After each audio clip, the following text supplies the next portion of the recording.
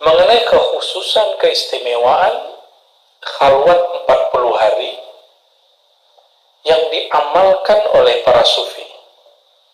Alhamdulillah kami masa kecil masih dapat 40 hari itu. Sekarang pun masih ada, cuma banyak yang nggak sanggup. Alasannya mahasiswa, alasannya karyawan. Ya, makanya mesti kemudian ada ijtihad yang bisa melapangkan itu. Ternyata nggak perlu ijtihad, sudah ada panduannya. Nggak mesti 40, ada 10. Pak Gesang nanti berapa hari, Pak? 10 hari ya? 10 hari ya. Laisa matlubul qawmi minal arba'in syai'an makhsusan la yatlubunahu fi ghairiha. Ya, minal arba'in syai'an makhsusan la yatlubunahu fi ghairiha. Tidaklah maksud dari al-qaum itu para sufi dari kata arba'in sesuatu yang di luar maksud kata tersebut ya. Walakin lamma taraqathum al-mukhalafatu hukm al-awqat ahabbu taqid al-waqti bil arba'in. Sebenarnya para sufi itu nggak mesti khalwatnya 40 hari. Boleh bertahun-tahun, bahkan boleh berbulan-bulan. Tapi lamma taraqathum mukhalafatu hukm al-awqat, ketika terjadi persoalan mengenai manajemen waktu karena mungkin kesibukan itu yang disebut taraqathum mukhalafatu hukm al-awqat ahabbu taqyid al-waqti bil arba'in.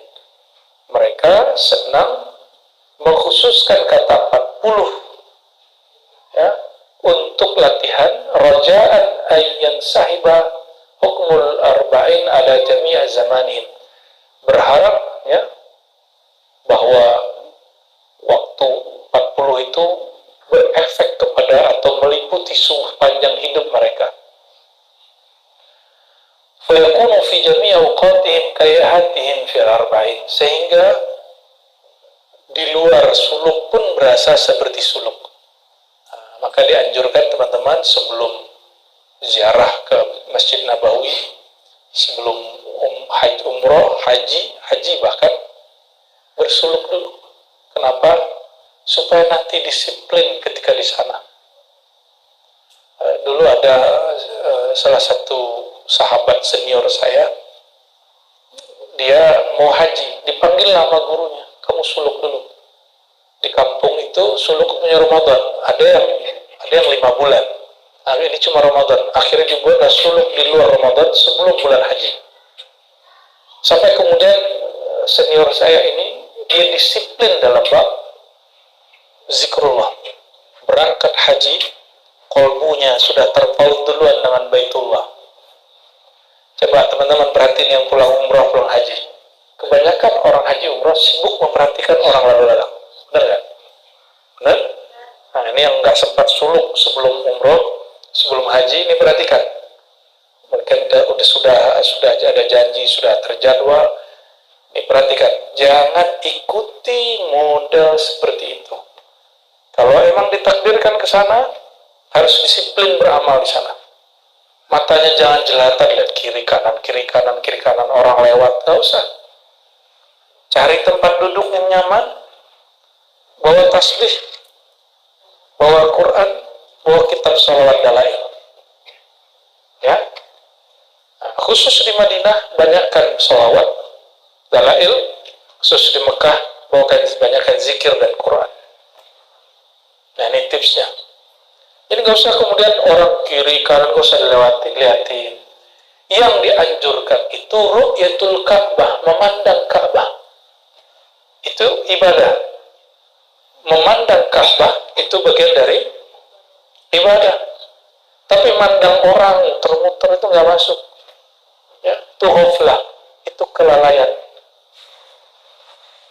Alhamdulillah Buya Hasfi sudah merasakan lah itu ya, manfaat suluk waktu umroh kemarin.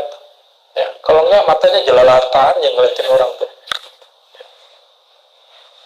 Ya, semoga yang belum berumroh Allah segerakan umrohnya. Ya, maka yang sudah kita talqinkan itu mohon dipegang erat-erat. Yang sudah ditalqinkan itu amalkan di sana. Amalkan di sana. Ini kabar gembira. Sholat di Masjid Nabawi, berapa faedahnya?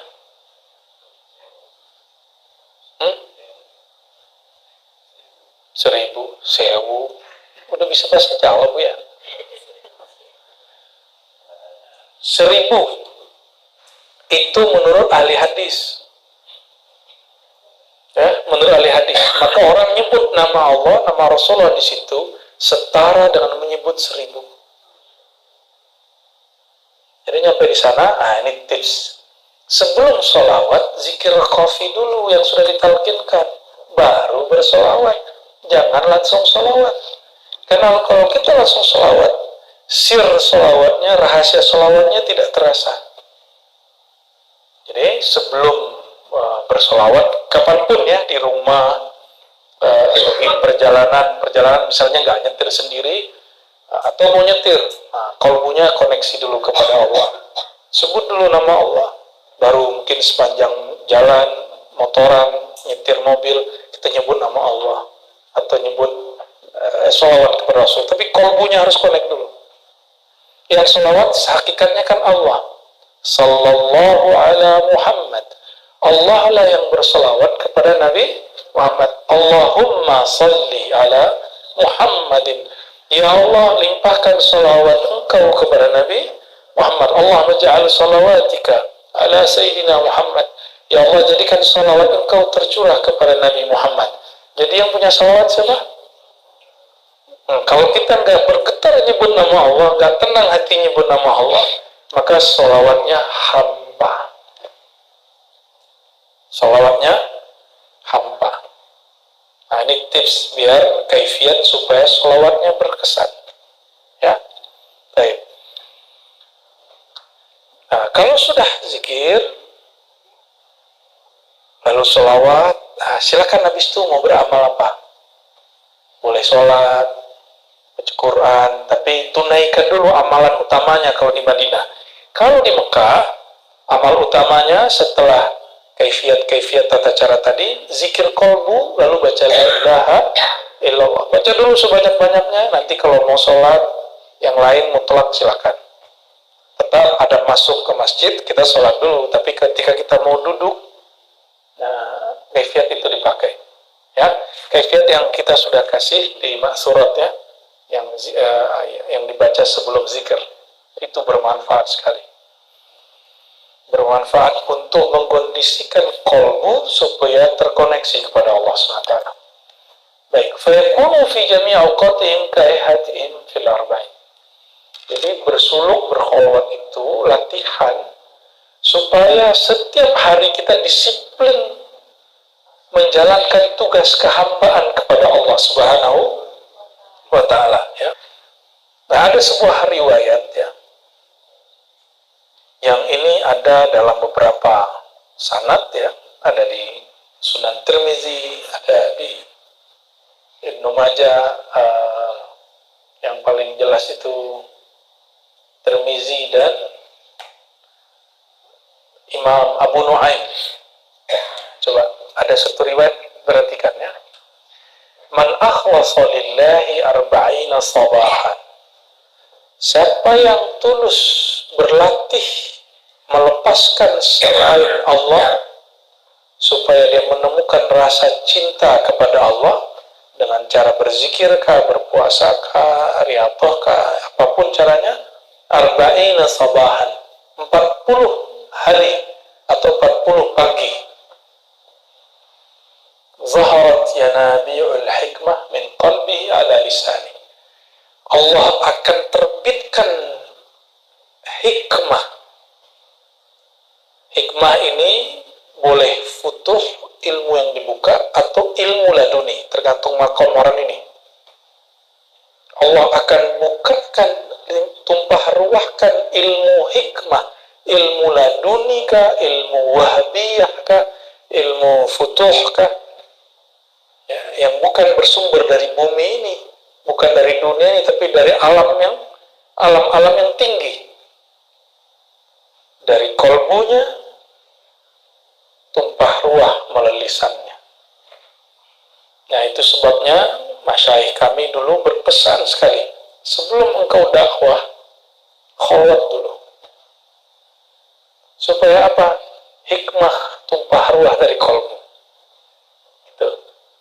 Makanya Bapak Ibu, ini tahadus bin nikmah, ya, mu'alim ribat merasakan itu ketika mengajar. Kajian kitabnya sama, tapi kalau dibahas beliau-beliau ini beda, benar ya? Ya, sama kitabnya, sama-sama nafsirin ayat, sama-sama jelasin hadis, tapi kekuatan tarikan rohani itu beda. Dan itu buah dari berkholwat. Ya, maka kholwat ini hanya terbatas 40 hari.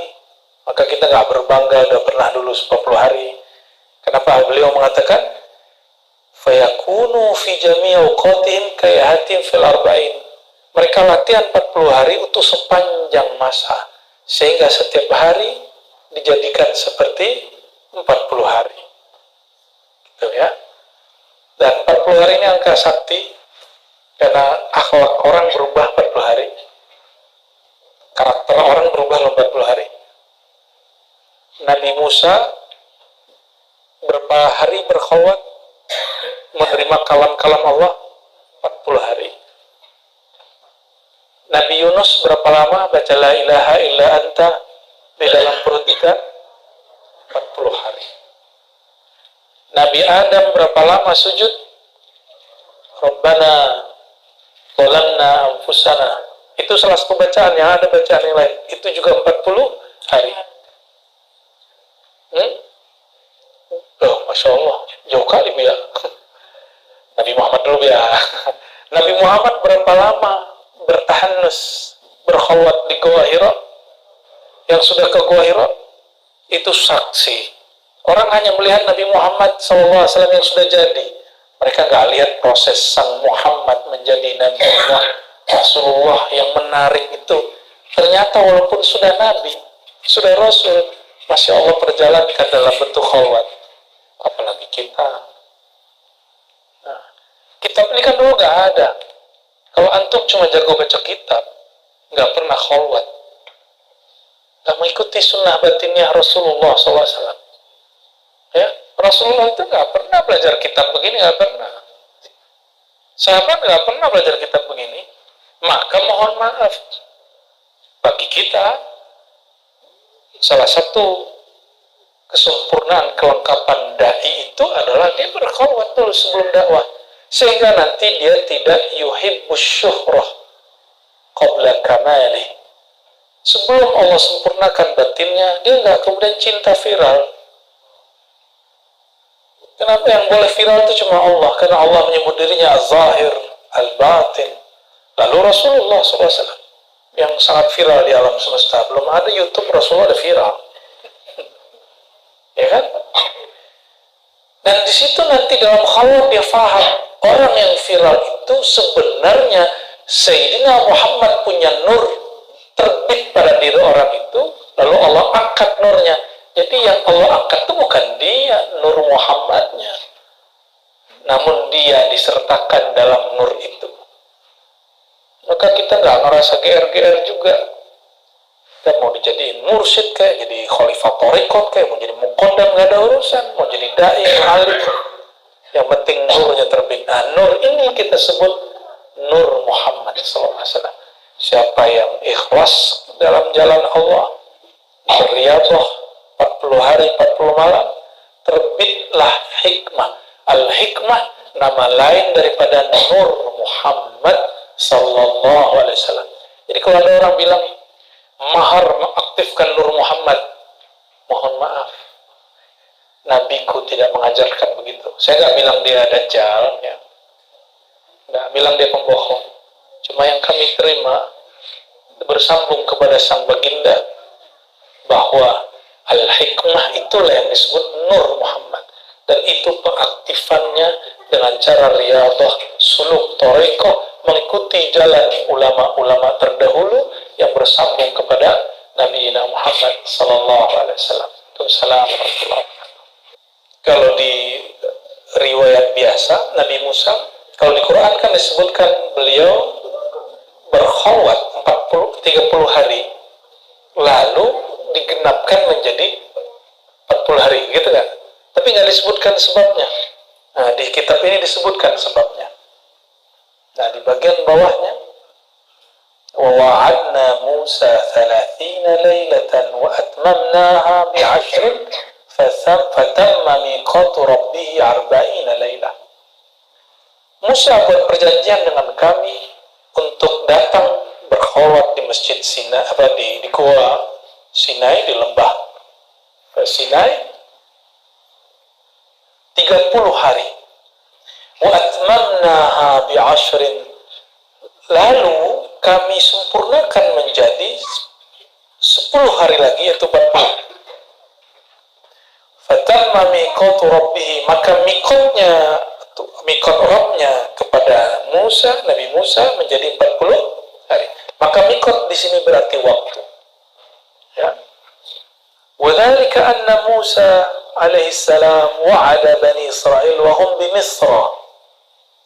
Nabi Musa menjanjikan Bani Israel, sedangkan Bani Israel di Mesir. Allah Ta'ala idza ahlaka aduwwahum wastanqadhahum min aydihim ya'tihim bikitabin min indillah fihi tibyanul halal wal haram wal hudud wal ahkam. Ya. Allah apabila ingin membinasakan musuh Bani Israel, dan membebaskan mereka dari cengkraman kezaliman Bani Israel, ya'tihim, Allah beri mereka kitab min indillah, ya. Yang di situ ada penjelasan halal, haram, hudud dan ahkam. Falamma fa'alallahu dzalika wa ahlaka Fir'aun sa'ala Musa rabbahul kitab, ya. Seperti tadi, ya. Ketika Allah melakukan itu, Allah hancurkan Fir'aun, Nabi Musa meminta Alkitab. Fa'amarahu Allah Ta'ala yasuma 30 yawman. Lalu diperintahkan Nabi Musa puasa 30 hari. Maka bagusnya suluk Ramadan langsung siangnya puasa. Itu. Wa huwa Dzulqa'dah, yaitu di bulan Dzulqa'dah. Falamma tammat 30, setelah 30 hari Dzulqa'dah, setelah Dzulqa'dah Dzul apa? Dzulhijjah. Ankara khulufa fammihi fatasawwaka bi'audin kharnum. Nabi Musa,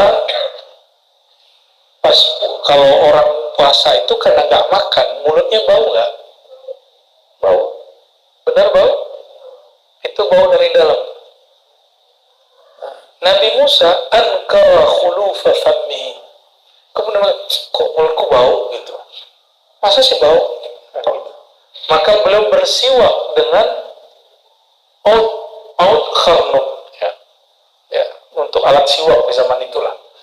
Faqalat lahul malaikah kunna nashummu min fika raihatal misk fa afsaddatuhu bis-siwak. Oh, ini rahasia nih. Ini kata malaikat, bukan kata Nabi Musa loh ya. Kata malaikat, Musa, 30 hari ini mulutmu itu haram sekali bagiku. Tapi ketika engkau bersiwak, harum mulutmu hilang. Kata malaikat, bukan kata manusia. Kata manusia mah itu yang harum. Yang harum yang siwak. Kalau menurut malaikat, yang harum yang belum, beda standar kita sama mereka kan.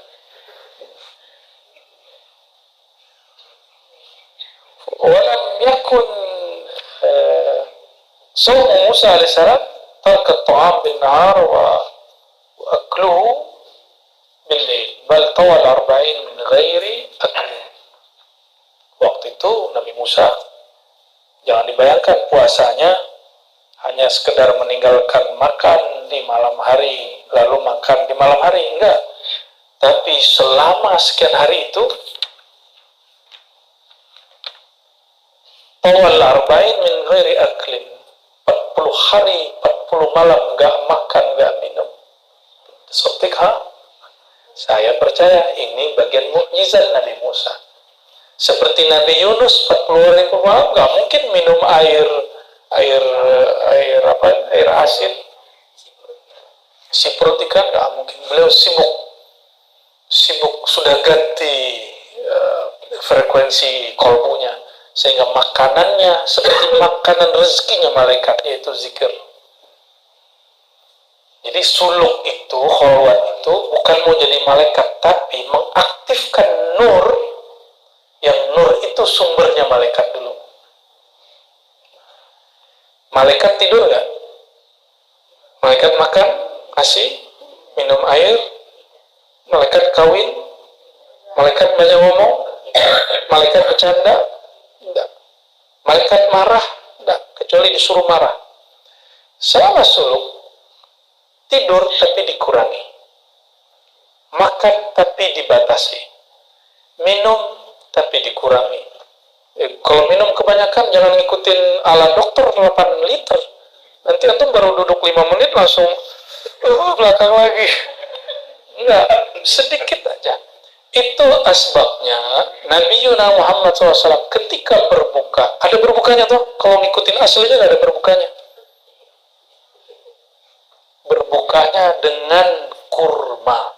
Kalau tidak punya kurma, dengan sesuatu yang manis. Kata mancung nih, aku mah udah manis. Gaya bener ini. Hah? Ini laku.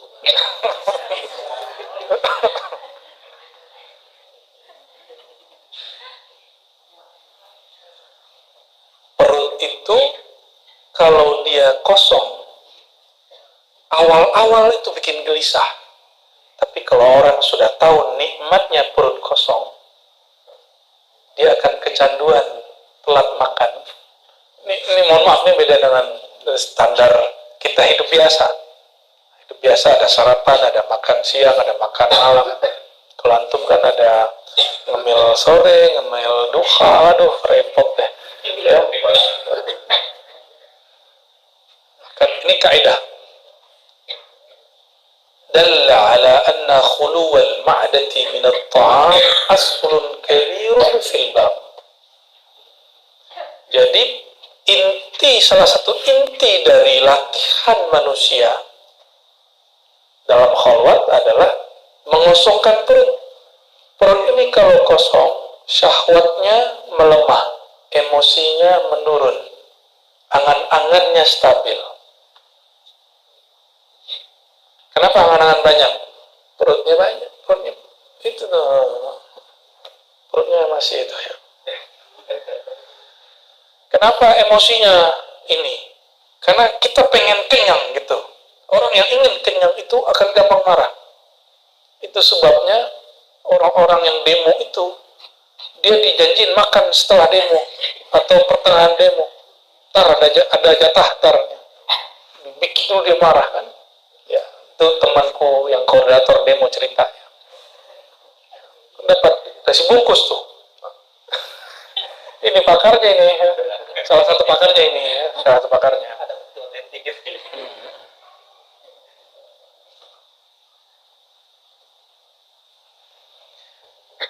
Karena kita dicipta dari tanah, air, api, udara, maka nah ini yang kemudian menjadi nafsiyah yang zahir. Aku yang zahir itu.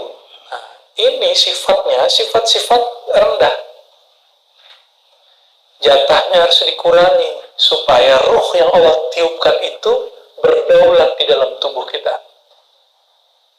Selama teman-teman masih kasih jatah tidurnya masih normal, makannya masih normal, ya ruhnya terpenjara dan dengan normal, ya, sehingga Nabi SAW mengatakan dunia itu sijnul mukmin, penjara bagi ruhnya orang beriman. Ruh kita terpenjara. Kalau ruh terpenjara, maka dia tidak bisa mencari akses berita kemana-mana. Tapi jika dia kemudian diriyadhahi, dilatihankan, ditirakatkan, ruhnya merdeka. Kalau dia sudah merdeka, ada kabar turun di mana, dia bisa ikut di sana. Bismillahirrahmanirrahim. Wal ulum al-laduniyah. Paragraf berikut. Ilmu-ilmu laduni. Apa yang disebut laduni? Laduni bukan ilmu kebal, bukan ilmu baca isi hati orang. Ladun artinya ilmu yang direct, from Allah, yang langsung diakses dari Allah Subhanahu wa ta'ala. Jadi apa ilmu laduni? Enggak ada perantara, enggak ada media, enggak pakai Google, enggak pakai kitab. Hatta gurunya pun sudah tiada di situ. Gurunya sudah tiada di situ, kecuali hanya baginda Rasulullah Sallallahu Alaihi Wasallam. Jadi laduni itu apa? Ilmu yang langsung. Kalau langsung ketemu kan? Kalau nggak ketemu, bukan laduni, namanya futuh. Kalau tiba-tiba lagi zikir dapat, nah itu namanya wahbiyah, ilmu yang dihadiahkan Allah. Kalau futuh dibimbing guru 3 dapatnya 10, itu namanya futuh. Diajarin 3 secara sir, Allah kasih hadiah. Nah, kalau wahbiyah kita lagi zikiran, antum disebut miskin lagi robito, lagi tawajuh, lagi muallimi, muhadats akhiriyah, lalu ada, nah itu namanya wahbiyah. Tapi ada orang yang ruhnya kemudian diundang Allah ke hadiratnya, nah, maka boleh disebut mahiyal ulum al-laduniyah, al-ilmu alladhi akhadahu al-abdu min hadratir rabb mubasyarah bila wasitah. Nah, babnya disebut hadrah. Hadrah itu artinya hadir. Jadi Allah itu punya forum juga untuk kekasih-kekasihnya. Itulah hadratullah. Maka ketika kawan-kawan kita di majelis hikam yang lama, ya, mereka bertawasul sebelum ngaji ila hadratillah, disalahpahami orang yang tidak paham. Mereka kira kita kirim Fatihah kepada Allah. Enggak, hadratillah, bukan kepada Allah, bukan ila Allah kok. Ila hadratillah itu kepada hadiratnya Allah. Maksudnya supaya Allah membuka alam hadrahnya. Kalau Allah sudah buka alam hadrahnya, laduniyah turun. Itu maksudnya. Allah nggak butuh Fatihah kita, Allah nggak perlu bacaan kita. Emang Allah perlu salawat kamu? Ya, salawatnya Pak Tabah perlu nggak? Zikirnya? Allah miskin nggak kalau Pak Tabah ini nggak tabah? Nggak ada urusan. Al-ulum al-laduniyah fi qulubil munqati'ina ila Allah darbun minal mukalamah. Ilmu laduni yang ada di kalbu orang yang sudah munqati' ila Allah, sudah wusul kepada Allah, sudah selesai hatinya melepas selain Allah. Darbun minal mukalamah. Ini urusan kalbu, bukan urusan badan loh ya. Badan tetap di dunia, badan tetap bekerja, pikiran tetap bekerja, tapi kolbunya hanya bersama Allah. Orang yang bilang, kok sulit ya milah-milah, karena dia nggak berguru. Setelah antum berguru talqin, sekarang mudah nggak zikir kolbu? Walaupun pikirannya banyak. Lalu kita merasakan, oh ada loh pergerakan was-was, pergerakan lintasan khatarat, ada zikir kolbu, dia beda ternyata. Benar nggak? Kita zikir Allah, ada yang melintas. Disitulah seorang manusia sadar, oh di dalam diriku banyak jalan tol, banyak pasar, banyak file, banyak ruang, banyak alam. Ada alam-alam khatarat, ya. Ada alam-alam zikrullah. Kayaknya dia masuk alam khatarat. Oh, mau habis baterainya. Ya.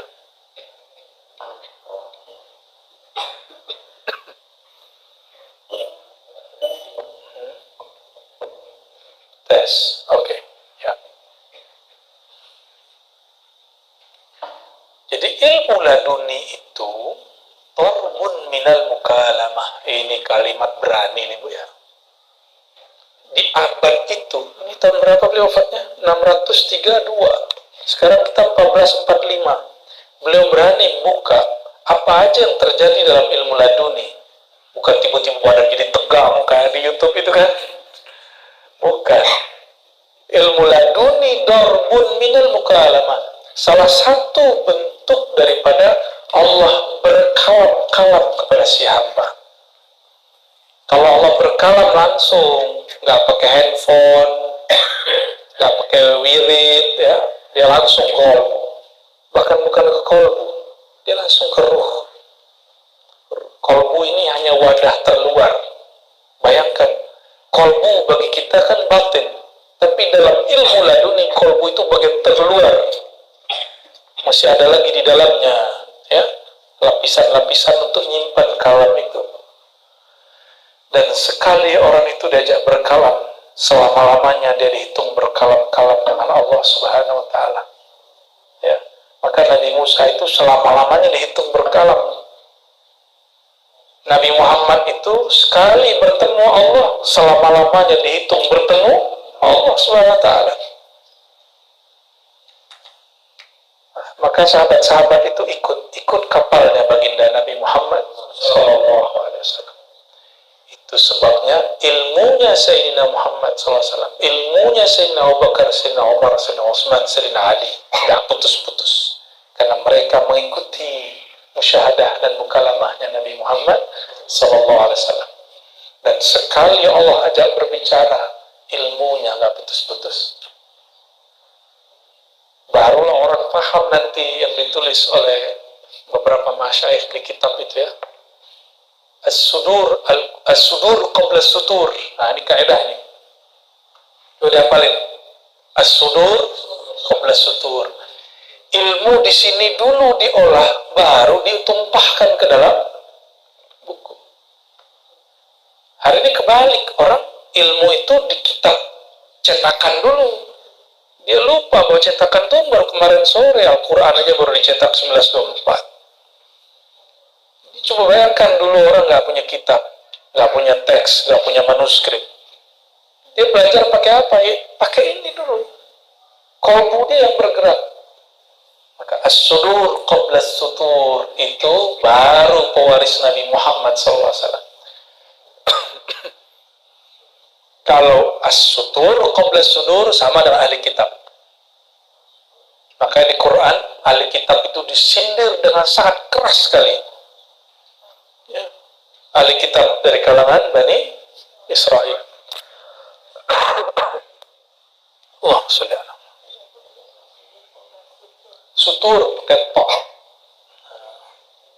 Ini sekretarisnya Dawami nggak ada nih. Lagi mencari kekasih kali dia tuh. Ke Jogja dia.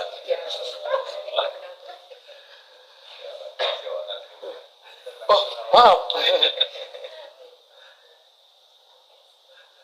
Nah, kita ringkas saja kalimat bagian terakhir. ولا يطلع أحد على حقيقة ذلك إلا الأنبياء إذا عرفهم الحق أو من يخصه الله تعالى بالتعريف ذلك من غير الأنبياء. Tidaklah dapat mengakses alam hadrah itu kecuali para nabi dan orang-orang yang Allah khususkan, istimewakan, Allah undang dari kalangan selain Nabi Sallallahu alaihi wasallam. Lalu gimana caranya? Baru kita balik ke lafaz kedua di paragraf itu. Man qata'a ila Allah arba'ina yawman mukhlishan muta'ahidan nafsahu bi khifatil ma'dati yaftahillahu ta'ala alaihi al-umul dunya. Nah, siapakah selain Nabi itu? Orang-orang yang menghabiskan waktunya untuk arba'ina yawman, 40 hari berlatih dengan meringankan perut dari beban makanan dan air. Yaftah, Allah bukakan bagi dia ilmu-ilmu laduni. Ya. Kalau Nabi ngomong, bicara, pasti enggak? Nabi berbicara, siapa yang berlatih 40 hari, pasti terbit nur hikmah dari kolbunya, tumpah ruah kepada lisannya. Nabi kalau bicara itu terjadi enggak? Terjadi. Ya. Dan kata arba'in 40 itu bukan berarti 40 angka. Bagi kita pemula, 40 itu angka. Tapi bagi mereka-mereka al-muntahi, orang-orang yang sudah Allah perjalankan jauh, 40 menit, 40 40 detik itu bisa dihitung 40 hari. Sayyidina Muhammad SAW ini pelajaran Isra Mi'raj. Perjalanannya hanya beberapa saat. Habis Isya jalan, sebelum subuh sudah sampai. Tapi melewati dunia, melewati langit, melewati bumi, tembus ke arah Allah. Maka ada namanya khalwah ruhiyah. Khalwah ruhiyah itu dimensinya karena ruh adalah hembusan Allah. Allah itu adalah ad-dahr, sang waktu. Waktu bisa dipendekkan, bisa dipanjangkan. Maka umur umat Nabi Muhammad yang sekarang pendek ini, saya berdoa walaupun antum cuma khalwat i'tikaf 10 hari, semoga di sisi Allah dihitung 40 hari. Amin. Amin ya rabbal alamin ya. Nah, dan hikmah itu yang Allah terbitkan dalam kalbu kita ini tergantung kesiapan batinnya. Jadi nggak semuanya sama. Yang belum siap disapa, Allah nggak akan sapa. Nanti gila dia. Yang belum siap dipandang, Allah nggak pandang dia. Nggak Allah zahirkan muraqabahnya. Yang belum siap dapat makna, Allah nggak kasih makna. Dikasih aja lezat zikir nyebut. Nah, maka jika zikir sudah mulai terasa lezat, berarti sudah terbit hikmahnya. Walaupun belum 40 hari kali 24 jam, tapi itu sudah dihitung 40 dalam hitungan rohani. Gitu ya. Maka masyayikh kita mengatakan 40 itu tergantung yang atur, yang ngelola waktu kan Allah. Ya. Ada orang sudah 40 tahun sama gurunya, tapi satu nur pun nggak terbit. Kenapa? Dia membersamai, tapi dia sebenarnya kurang yakin-yakin amat gitu. Coba kata orang, masih kata orang. Dia khidmat sama gurunya, tapi khidmatnya pun masih setengah-setengah hati. Nah, semoga kita khidmatnya betul-betul sepenuh hati ya. Baik, teman-teman yang bukan Allah. Lalu ada satu riwayat, ini hadis musalsal. Saya mendengar ini dari guru-guru saya, dari murid-murid Syekh Yasin Al-Fadani. Ada diijazahkan, diriwayatkan, dimusalskan oleh masyayikh kita di halaman 125-nya. Beliau dapat sanad dari As-Sulami, mendengar dari Ali bin Sa'id. Beliau bertanya tentang apa itu ikhlas. Lalu setiap murid kepada guru bertanya kepada gurunya apa itu ikhlas. Sampailah silsilah itu kepada Sayyidina Al-Hasan Al-Basri. Sayyidina Al-Hasan Al-Basri pun bertanya kepada gurunya Hudzaifah, wahai tuan sahabat Rasulullah Hudzaifah, apa itu hakikat ikhlas? Kata Sayyidina Hudzaifah radhiyallahu ta'ala anhu, sa'altu an-nabiy sallallahu alaihi wasallam an ikhlas ma'ahu. Aku bertanya kepada baginda Rasulullah sallallahu alaihi wasallam, apa itu ikhlas? Qala sa'altu Jibril, aku bertanya kepada Jibril apa itu ikhlas? Lalu Jibril mengatakan, sa'altu Rabbal Izzah, aku bertanya kepada Allah Ta'ala, apa itu ikhlas? Qala huwa sirrun min sirri awda'tuhu qalba man ahbabtu min ibadi. Nah, ini oleh-olehnya sore ini. Apa itu ikhlas? Ikhlas gak usah pakai teori. Gak usah pakai teori. Langsung pakai riwayat yang ada, yang kita riwayatkan secara musalsal dari guru-guru kita yang bersambung sanadnya kepada Rasulullah. Ikhlas itu kata Allah, firman Allah, sirrun min sirri, sir rahasia daripada rahasiaku. Auda'tuhu, aku letakkan, simpan si ikhlas itu, si rahasia itu, qalba man ahbabtu min ibadi, di kalbu hamba yang aku cintai. Maka di sini ada 3. Ikhlas itu rahasia. Di mana dia diletakkan? Di kalbu siapa? Kalbu yang Allah cinta. Dan ciri-ciri hamba yang Allah cinta, dia kenal kepada Allah. Dan ciri-ciri kenal kepada Allah, dia ringan menyebut nama Allah. Kalau kenal Allah bisa cerita tentang Allah nggak? Nah, ini bagian terakhir dari laduni. Orang laduni. Contohnya begini. Antum kalau pulang dari Jogja, bisa cerita tentang Malioboro dan detail. Beda nggak kita lihat di YouTube dengan kita ke sana? Atau kita dengar teman pulang dari Jogja dengan orang yang pulang dari Malioboro? Paham maksudnya? Ada kawan pulang dari Mekah, dia cerita, oh Mekah itu begini loh Tuhan. Kita percaya karena dia orang yang jujur. Itu namanya tasdik, iman. Iman itu begitu. Kita nggak ketemu Allah, lalu Rasulullah SAW mengabarkan, aku bertemu Allah. Lalu kita percaya, kita nggak jumpa Nabi SAW, jumpa dengan sahabat, atau nggak jumpa sahabat terus sampai hari ini. Guru kita berkalam, Allah itu satu. Dan kita percaya. Tapi nggak ngelihat. Itu namanya iman. Ini beda iman dengan, jadi iman itu kalau dibuka lagi, ini ada tasnya ikhlas. Dan di situ ada musyahadah, berjumpa. Kalau sudah jumpa di atas iman, itu yang disebut kamalul yaqin, di atasnya yakin. Nah, orang yang sudah jumpa dengan Allah, dia bisa cerita tentang ma'rifatullah. Jadi bukan orang baca kitab 1000 kitab terus bisa cerita tentang ma'rifatullah, enggak bisa. Mesti jumpa dengan yang punya ma'rifat, yang punya nama, yang punya sifat, yang punya zat, yang punya asma. Nah, itulah baginda Nabi Muhammad SAW dan pewaris-pewarisnya. Maka ilmu ini teman-teman, jangankan Allah, surga pun mala ainun ra'at. Surga aja nggak bisa dibayangkan mata, nggak pernah terdengar telinga, nggak pernah terbersit di hati, apalagi yang punya surga. Tapi kan kalimatnya qulub, bukan ruh. Kalau ruh, min amri rabbi,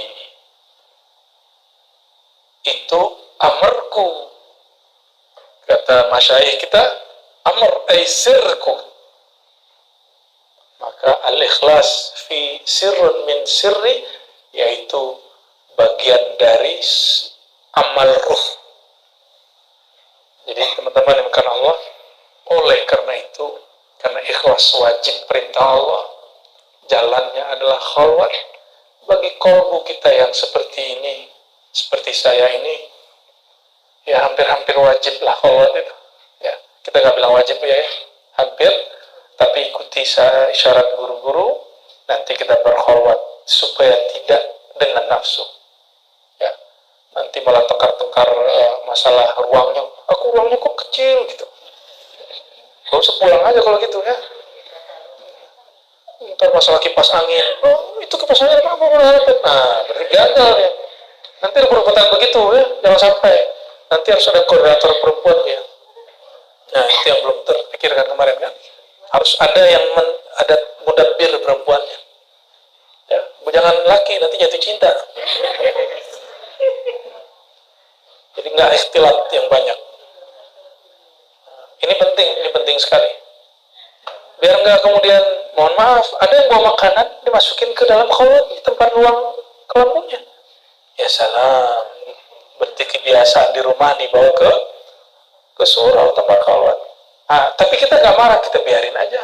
Nanti lama-lama juga bersih kok. Ya, lama-lama kalbunya dibersihkan Allah. Maka harus diteteskan nama Allah di kalbunya. Ya. Barangkali itulah. Baca kitab Inbah dulu. Masih kuat. Mana kitab Inbah ya?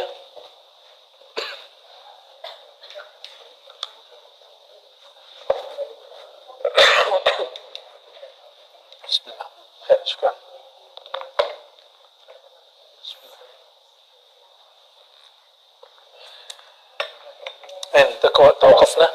توقفنا في أي فقرة؟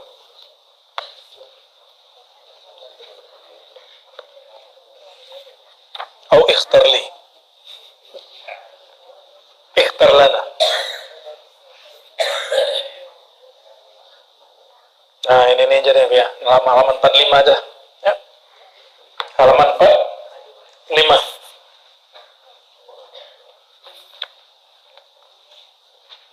Nih kita dengar kemarin ada yang ngaku-ngaku saya sudah marifat, Allah sudah dalam diriku, jadi aku nggak sholat lagi katanya. Ngeri kali itu orangnya. Sudah ketemu ya? Bismillahirrahmanirrahim. Bisanadina al-Imam Syekh Al-Akbar Muhyiddin Ibn Arabi radhiyallahu ta'ala anhu wa qad sallallahu alaihi qala la yazalu al-wali, ya, senantiasalah sang wali walau balagha a'la maqamin yantahi ilaihi. Ini meluruskan persepsi orang tentang Al-Imam Ibnu Arabi. Ibnu Arabi tidak pernah mengatakan wali itu gugur syariat darinya, karena semua ilmu kemarifatan hari ini dialamatkan ke beliau. Apa kata beliau? La yazalul wali, tetaplah si wali itu, senantiasalah si wali itu. Antum kan belum wali kan? Jangan gaya-gayaan dulu. Ya, wali aja masih gitu. Wali aja masih. Apa yang masih pada wali? Walau balagha a'la maqamin yantahi ilaih, meskipun dia sampai ke ujung maqam, la yasqut anhu khitabu syar'i bil a'mal, tidaklah gugur padanya kewajiban yang telah Allah khitabkan, Allah titahkan untuk beramal dengan syariat. Illa, ada illanya. Ada illanya. Ada yang pernah lihat Wan Sekhon sholat nggak ya? Kasat mata nih. Tapi orang, ada yang bisa lihat dia sholat. Ada yang pernah lihat dia sholat. Tapi bukan dia, gitu. Dia, tapi bukan dia. Gimana ceritanya tuh? Sama dengan Habib Ja'far Al-Kaf, almarhum. Terlihat di 3 tempat di waktu yang sama, amalannya beda-beda. Satu sholat, satu baca Quran, satu sujud. Wallahu a'lam, itu gimana ceritanya tuh? Ya.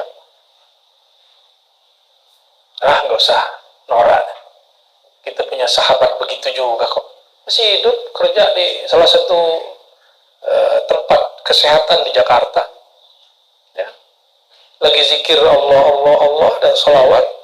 Dia rindu raudhah.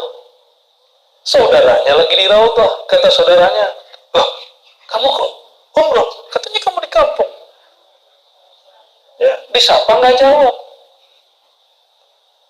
Pulang-pulang, saudaranya marah. Sombong amat loh. Masa di raudhah sombong kan gitu.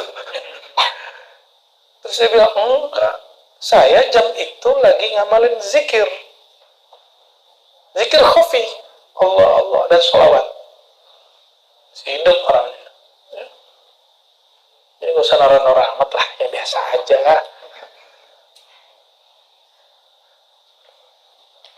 Itu orang ada di jam yang sama di 2 tempat. Bayangin coba. Oke. Masuk akal? Masuk akal? Akalnya harus di-upgrade kalau belum masuk. Bukan ini tidak masuk akal, tapi akalmu yang belum sampai.